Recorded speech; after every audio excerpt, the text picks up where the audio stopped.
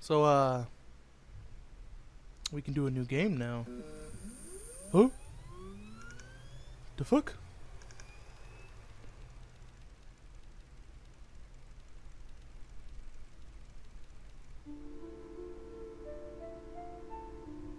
In the beginning, the world did not know cards.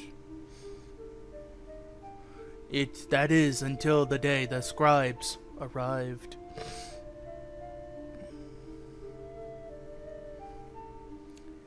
Each had their own method of inscription to create cards. Grimora, with her quilt, inscribed the inscriptions of the dead. Leshy used his wildlife camera to capture the beasts. PO3 used particle scanners to copy the CPUs of robots. And Magnificus used his brush to paint the wizard pupils. With the cards created, the scribes had solidified their power. Until one day, a challenger arrived to replace the scribes. One of the scribes.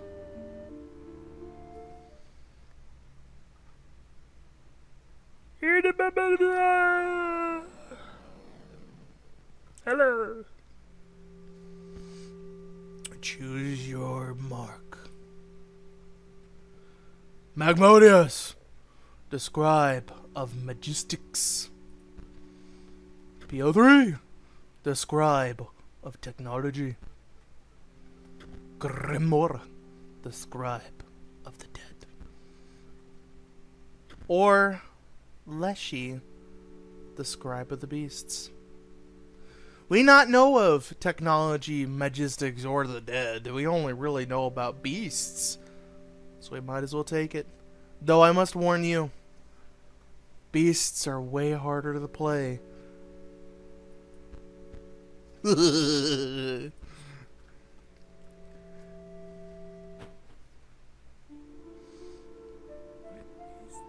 If you remembered inside of Leshy's cabin, he had a globe that had a skull hand on it. He also had little dots on it and a weird little thing on it and a mountain thing. It was a lot on that map. But it showed the world. As you can see, we can only go one way. But first I'm going to go this way. Salmon. Waterborne. Also at the end of the owner's turn, salmon will move to the direction inscribed on the sigil. Hi, tentacle. Damn noise in the background. Alright. Do this. Alright. Well, would you look at that? Some familiar faces. You peered into a chest. You found a card pack inside. Wolf Cub, Mantis God, Grizzly, Bolt Hound, and Mummy Lord. Interesting.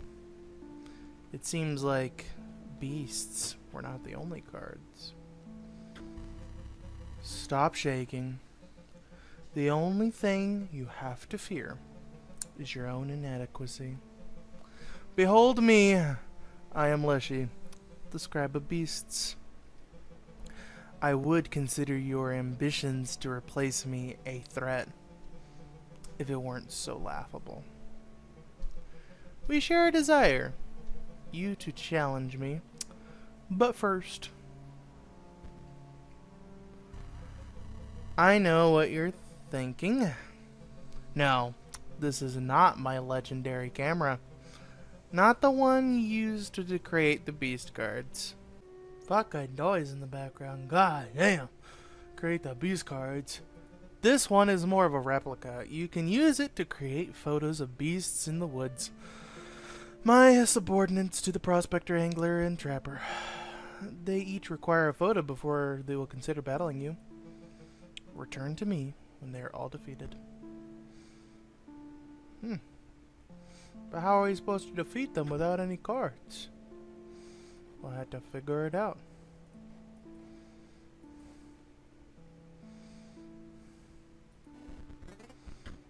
There you go. So obviously that one you want to kill the mole, and you kill it with the death touch because the other ones fly. So there you go. There we go. So we got the mole man. We also got exploder bot and grave digger. So yeah, there's a lot of unique cards here. 2, 7, 3. There's a pile of stinky meat in the safe. Guess I took the meat. Dagnabbit. That dang hound of mine got herself loose again. You think you'll get past me? Think again. Not till I get proof of my girl's alright. So it's kind of interesting because we don't see the prospector or the angler in the main story. We just see them as masks. No fish, got no purse. There you go. Put the rotting flesh. Take a picture of the hound.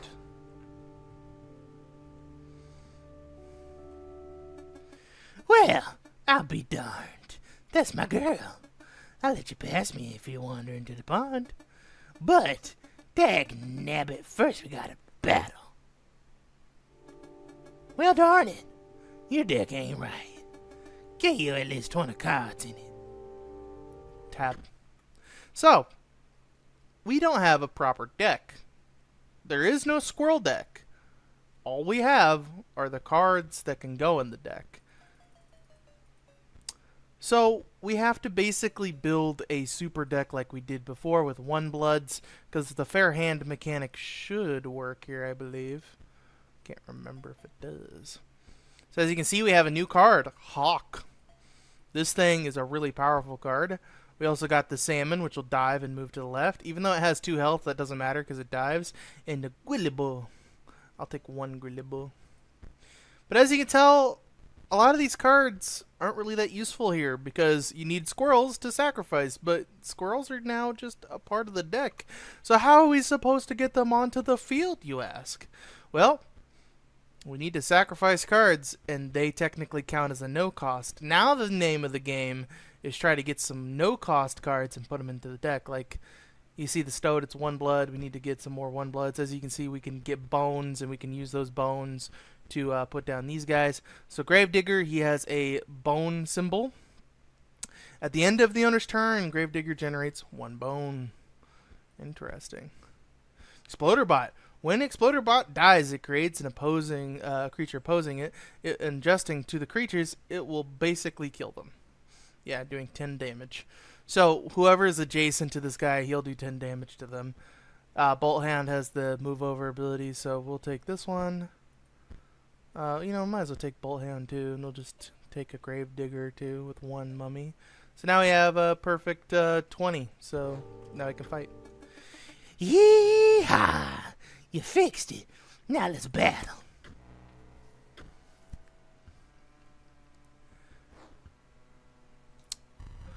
You froze in fear as the words of the great scribe of beasts entered your skull, uninvited. Fear not, I only wish to explain to you about the deck you've selected. In order to play my cards, sacrifices must be made. The scribe assessed your reaction, not that you not have seemed surprised by this information. Perhaps you need no lesson, but remember that almost anything can be sacrificed. It may bleed oil, or even marrow, but if it bleeds, well, you know what to do. If it bleeds, she fucking provides. Alright. So the hawk goes up front. There we go. We win, and we get an extra point. So instead of teeth, we get foils. Leshy's a bit sadistic with the teeth, so this is actually makes sense that you get foils instead. Fair is fair. You beat me like a dog. Take this. Some say these cards are better than gold. We have the Ureli. We have the cat. We have Draugr.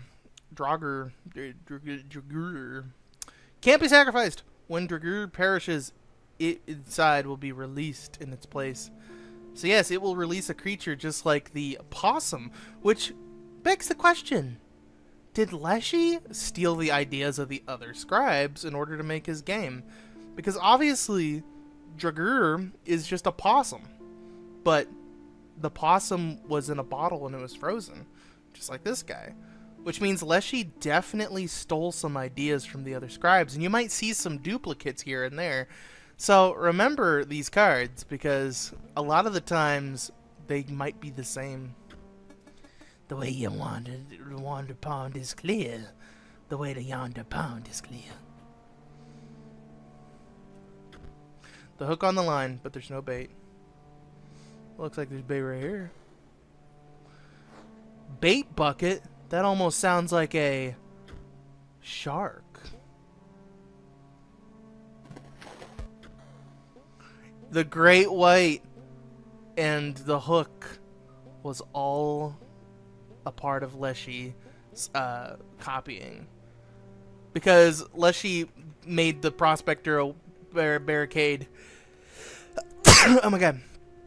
And obviously the pond is a reference to the angler's home, so the angler's over here now blocking your path when he would normally be on the other side with the shark. So the angler and the prospector was all a part of Leshy's story, and now we know where he gets some of these ideas. So it's actually kind of cool to figure that out. You can also kind of read into some of these cards and see what each of these characters do. Like, obviously, the angler would submerge because he's a, fish-like character. There we go. We'll put down the hawk. Hawk does 3 damage. Does 2. Scooches. And submerges.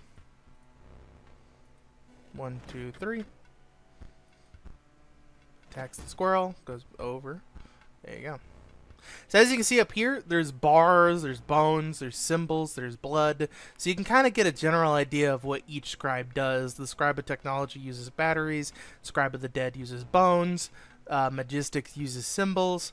Very interesting stuff.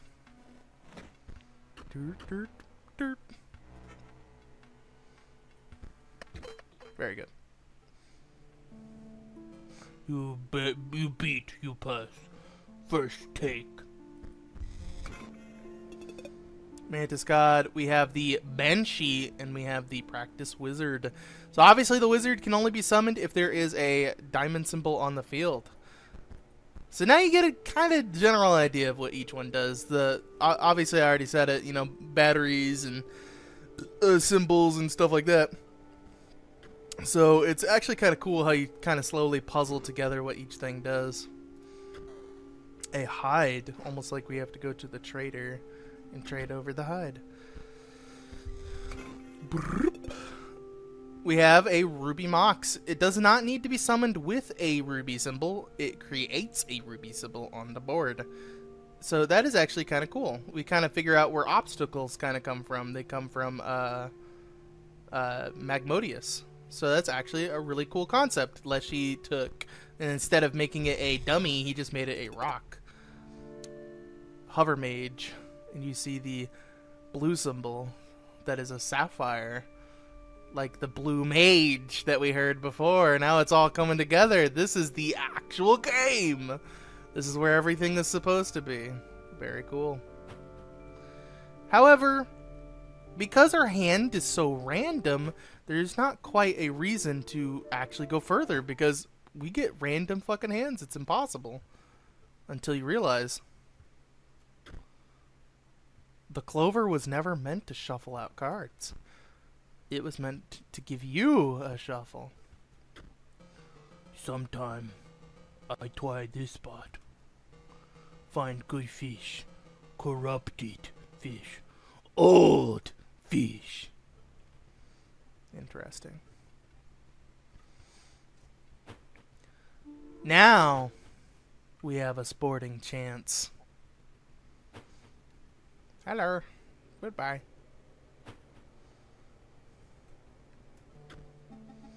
You have brought a pelt. I'm pleased. Vet another turn of the skinning knife. It is time to set another trap. I smell the hare's blood on you. Buy my pelts. So as you can see, if you want, you can shuffle out your hand. I kind of like this hand though, so we'll shuffle out later. We will block you. Get an extra little thing. And we'll put it over here for now. So as you can see, there's a trap there, and it has the body blocker ability, but it doesn't have the error protection thing. It can only do so much. See, it can only burrow trap will move to the space adjacent to it to strike. Instead, also when the burrowing trap perishes, the creature opposing it will perish as well. A pelt is created in your hand. So we kind of get a general idea of where the pelt idea kind of comes from. So that's actually kind of cool. Put this down and boom. Very good. The trap was shut. Yet the prey escapes. And the trapper waits for the next victim. You've defeated the three of us now. Leshy awaits. As you can see, the clover doesn't shuffle out these choices. You're stuck with these. So, yeah. You wish to trade? So you can buy, obviously, more packs. You can also buy things like the squirrel ball, which is unique. You can buy more squirrels to make your deck a little bit more consistent. You can buy stoats. Or we can try to go for Aura Boreos, which is 8. That's going to be tricky, though, because we have to get exactly 8 foils. You have bested the unhinged prospector, the grumless angler, or gormless, and the enigmatic trapper. It's enigmatic, you dumb bitch. Learn how to read. You found yourself standing before the ultimate match. Leshy, scribe of beasts. Your ambitions to defeat me, foolish even by some odd luck. You defeat me now. You will need to defeat me once more in the final duel. And that is even more unlikely. Steel yourself, for my beast will show you no mercy, only fangs. As you can listen, might hear a familiar tune. Do not spare your creatures. My camera is waiting to capture them at the moment of their demise. And my beasts are famished.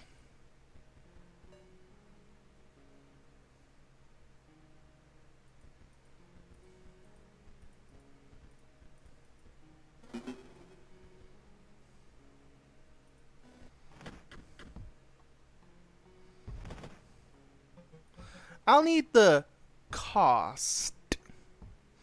Yes, Leshy. His ability is to take what you have and make it into cards. Very cool. However, we're skipping that phase. We don't need to build anything. We never quite finished your death card. There isn't enough death. I hope you don't mind me filling in the blanks. If you don't get anything out of him, he will just provide you with a bunch of random stuff, which is fine. Block the attack. Block the attack. We'll put down a squirrel here, and we will sacrifice it. Shit. I fucked up. Okay, well. Sorry. I kind of fucked that up. I was trying to do something. Yeah, that wolf died for no reason. I could have kept it alive. You got a grizzly bear, huh? I too have Quillibur. And I get a lot of foils out of this.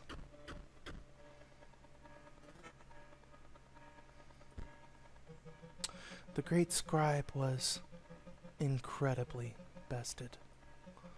Far away, a light engulfed a long-forgotten moment. Pugow!